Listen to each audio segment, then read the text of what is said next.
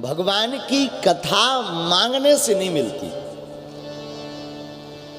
भगवान की कथा करवाने के लिए लाखों लोग हैं, पर करवाता वही है जिस पर उसकी रजा होती है। सब हमारे शास्त्र बोलते हैं साहब, जन्म जन्मांतर कृतानि चा युग युगांतर कृतानि चा।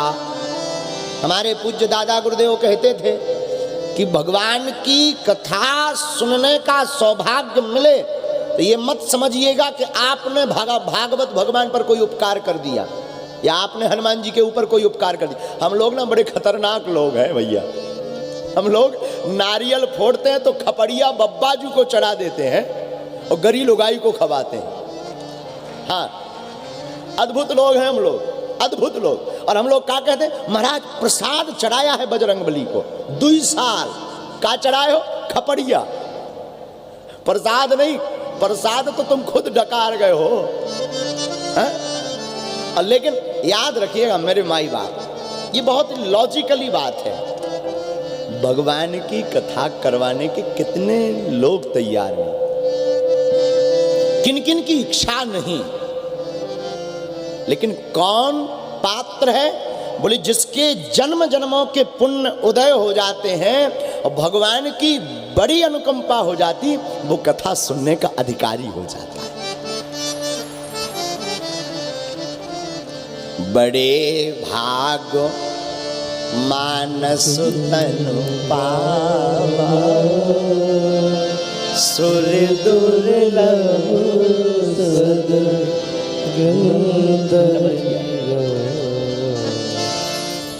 गोस्वामी जी कहते बड़े भाग्य से मनुष्य का तन मिलता है? बड़े भाग्य से, साधारण नहीं मिलता। लाखों करोड़ों उपाय करने पर मनुष्य का तन यत्न से भी नहीं मिलता। परमात्मा की जब विशेष अनुकंपा होती तब मनुष्य का तन मिलता। और मनुष्य तन अगर आपको प्राप्त हो जाए मेरे माई बाप, और तुमने खाली बिना भजन के जीवन को गुजार दिया, बिना भगवान की कथा के, तो आपका जीवन जिंदगी भर बदरंग रहेगा। इस जिंदगी को कलरफुल करना है, अपनी लाइफ को आप अगर कलरफुल बनाना चाहते हो, अपनी जिंदगी में अगर आप रंग भरना चाहते हो, तो एक काम करो, आओ कुछ दिन गुजारो हनुमान की कथा में। बड़े भाग मानस तनु पावा सुर दुर्लभ सद ग्रंथ आवा। श्री राम जय जय राम, बोलो श्री राम जय जय राम। और आप लोग जैसी नगर के लोग बड़े भाग्यशाली हैं भैया। आपको सौभाग्य मानना चाहिए कि हम लोगों को, देखो कथा तो हमें ज़्यादा दिन की करनी थी, लेकिन ऐसा समय चक्कर फंसा है कि एक दिन भी खाली नहीं था। इसीलिए ना अभी 3 दिन करके फिर कभी मौका मिलेगा तो खूब ज़्यादा आपको कथा सुनाएंगे। आप चिंता मत करो, हम आकाश को आपको ही आज्ञा देंगे तो हम फिर कभी 5 दिन की या 7 दिन की पूरी कथा सुनाएंगे। अभी एक काम करो, अभी कथा का तुम लोग ना ट्रायल कर लो, थोड़ी थोड़ी आदत पड़ जाए। पहली बार ना जब कोई गुटखा खाता है ना तो पहली बार ना उसे चक्कर आता है, फिर जब बार बार वो खाने लगता ना तो उसे फिर बड़ा मजा, फिर तो बगल वाला खाए हो ना तो उसे सुगंध भी बड़ी मीठी लगती है। आहा, उसी प्रकार ना पहली बार जब कथा सुनेंगे तो थोड़ा लगेगा, हे भगवान 3 घंटा सुननी पड़ेगी, बैठना पड़ेगा, पानी पीने जाना है, भोजन भी करना है, हे भगवान घर पे चोरी ना हो जाए, ये बाबा जी थोड़ी देने आएंगे। तो तरह तरह की बातें दिमाग में आएंगी। लेकिन जब एक बार आपके दिमाग में, चित्त में और आपके चरित्र में हनुमत चरित्र भर जाएगा, तब आपको जिंदगी में हर पल हनुमत चरित्र की आवश्यकता पड़ेगी, क्योंकि हनुमान चरित्र है ही इतना प्यारा। और हम पूरा हनुमान चरित्र नहीं सुनाएंगे, हनुमान चालीसा की केवल एक चौपाई पर 3 दिन तक बोलेंगे। केवल एक चौपाई पर, और सबको कंठस्थ है, सब लोग गाते हैं उस चौपाई। ए हा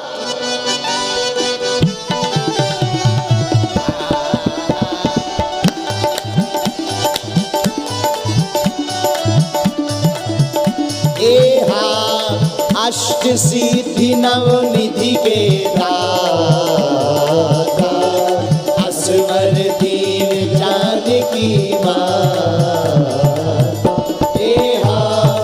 अष्ट सिद्धि नवनिधि के दाता, भैया असवर दीन जानकी माता। श्री राम जय राम जय जय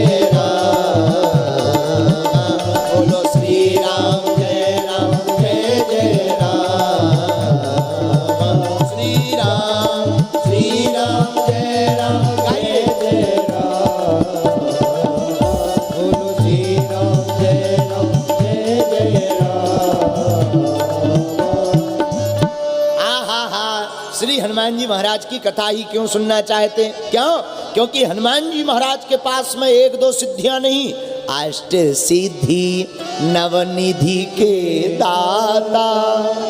आहा, अरे भैया हनुमान जी 8 सिद्धियां और 9 निधियों के दाता है।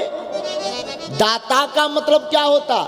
इनके पास सिद्धियां हैं नहीं, उसके मालिक हैं, ये किसी को भी दे सकते हैं। ऐसा कौन कहा इनको?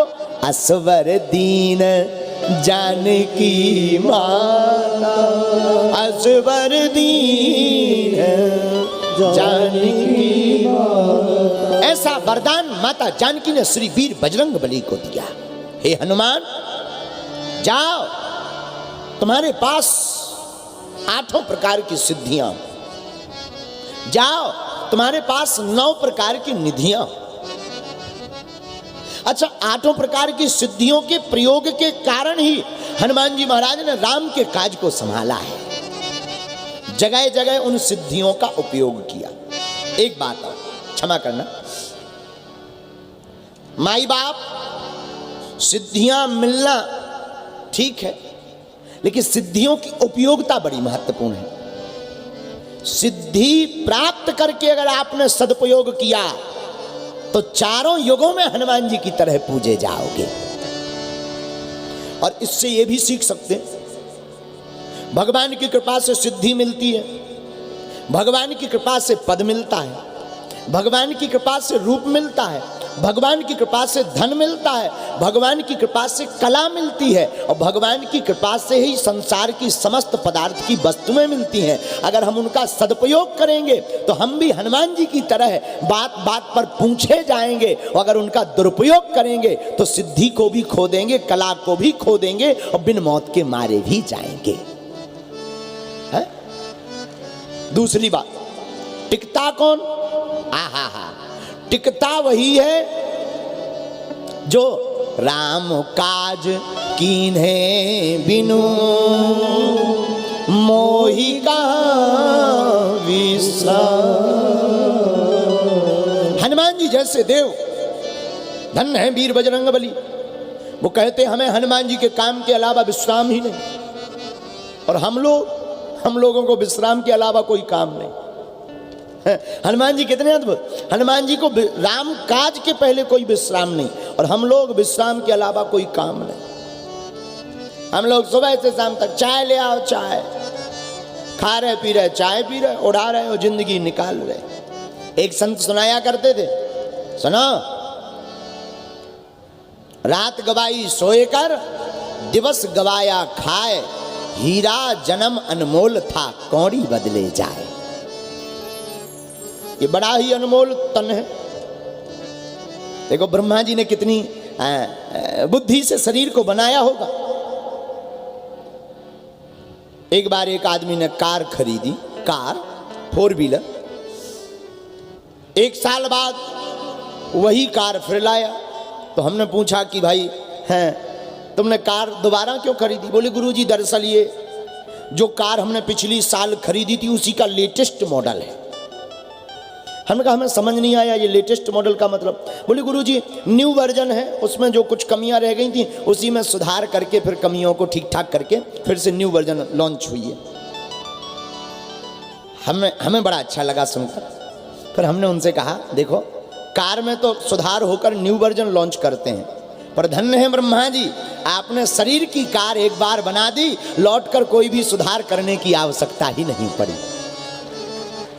कितनी अद्भुत कारीगरी, एक बार जो फिट कर दिया, कान जहां है वहीं फिट है, नाक जहां है वहीं फिट है, आंख जहां है वहीं फिट है। आप विचार करो अगर कान आंख की जगह होती और आंख कान की जगह होती तो हम लोग ऐसे देखते, दोनों तरफ से लेफ्ट और राइट, फिर सामने थोड़ी देखते, लेफ्ट और राइट देखते। हनुमान जी देखो, ब्रह्मा जी की कारीगरी देखो कितनी खतरनाक, क्या कहना, शरीर की कारीगरी का ब्रह्मा जी की।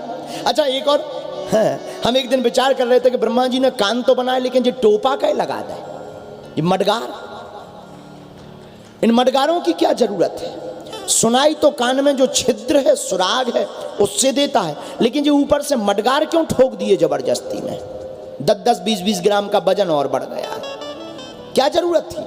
लेकिन हमें बाद में ध्यान आया कि ब्रह्मा जी बहुत चतुर हैं, ब्रह्मा जी बहुत होशियार हैं। उन्हें पता था कलयुग का आदमी चश्मा लगाएगा तो टांगेगा कहां, चश्मा लगाएगा। और ब्रह्मा जी को यह भी पता था कि कोरोना आएगा, और कोरोना आएगा तो मास्क कहां फंसेगा। देखो ब्रह्मा जी कितने होशियार हैं। तो ब्रह्मा जी ने कान में सुनाई छिद्र से देता है, लेकिन दोनों मडगार भी लगा दिए, भाई भविष्य की व्यवस्था है, दोनों तरफ टांग लेना चश्मा को। कितने अद्भुत है। आप हाथों पर विचार करना। एक बार 2 महात्मा एक अमीर आदमी के घर गए। एक महात्मा शुद्ध गांव के देहाती, एक बड़े पढ़े लिखे महात्मा। खीर आई, खीर तस्मई, बड़ी गरम गरम खीर। तो पढ़े लिखे महात्मा ने, जो साथ वाले महात्मा थे, उनसे कहा कि देखो भाई अमीर आदमी का घर है, बड़ा घराना है, अच्छे से खाना, ताकि इनको ये ना लगे कि बिल्कुल गांव की गवार। महात्मा बोले ठीक है। अब खीर आई तो दूसरी महात्मा बोले चम्मच से खाओ, चम्मच से। अब चम्मच से खाएंगे तो चम्मच से क्या पता गर्म है कि ठंडी, चम्मच थोड़ी बताती। खीर एकदम गर्म, महात्मा ने फुल भरी जेसीबी जैसी चम्मच, और महात्मा ने जेसीबी जैसा सूपा लाओ, जा मुंह पे धरो, फड़फड़ा गो मुंह लंका बन गो, फड़फड़ा गो, चम्मच फेंक दई मुंह। अरे बोले भाड़ में गई तुम्हारी जा अंग्रेजी। बोले क्यों? बोले तुम्हारी चम्मच के चक्कर में हमारा मुंह और जल गया। बोले हमारी चम्मच ठीक है। महात्मा बोले तुम्हारी कौन सी चम्मच है? बोले देखो भगवान की दी हुई 5-5 चम्मचें हैं, ये पहले ही टेस्ट कर लेती हैं सप्लाई करने योग्य है मटेरियल या नहीं है। ब्रह्मा जी कितने अद्भुत कारीगर हैं। हाथ की अंगुलियां बता देती हैं कि ये खाने योग्य है, गर्म है, नरम है, ठंडा है, कैसा है। अच्छा इतना ही नहीं, भोजन करो, दूसरी चेकिंग ब्रह्मा जी ने क्या बनाई? नाक। भोजन, सब्जी लो, रोटी लो, दोनों को मिलाओ, तोड़ो, लाओ मुंह तक, तो नाक पहले ही सूंघ कर बता देती है खट्टी तो नहीं हो गई सब्जी, खराब तो नहीं हो गई, खाने योग्य है कि नहीं है, कुछ और तो नहीं मिल गया है। ये दूसरी चेकिंग ब्रह्मा जी की। और भोजन मुंह में जाता है तब भी चेकिंग बंद नहीं होती। दांत अपनी चेकिंग करते हैं कि आतंकवादी तो नहीं घुसाया है कंकड़ पत्थर है। तो वो मटेरियल मिलाता है, देखता है कोई आतंकवादी तो नहीं है। जब देखा कि कोई आतंकवादी नहीं है, मटेरियल एकदम फ्रेश है, बहुत बढ़िया है, तब फिर वो भीतर सप्लाई करता है कि जाने दो, बिना रोक टोक के चेकिंग हो चुकी है। धन्य है ब्रह्मा जी, इतनी अद्भुत व्यवस्थाओं के साथ। एक दिन हम आंखों पे विचार कर रहे थे। आंखों के ऊपर ये पलक, हम बैठे बैठे विचार कर रहे थे कि क्या बात है ब्रह्मा जी। किसी को दरवाजा बंद करना भी होता है, मशीनरी दरवाजा, तो बटन दबाना पड़ता है, बटन दबाओ तब बंद होता है। पर धन्य है ब्रह्मा जी, ये क्या अद्भुत आंखों की कारीगरी है। आंखें बनाई, आंखों के ऊपर पलक बनाए, पलक मानो गेट है, दरवाजे हैं, हवा तेज चलती है या कचरा आता है, बटन नहीं दबाना पड़ता, वो अपने आप बंद होकर के आंखों की रक्षा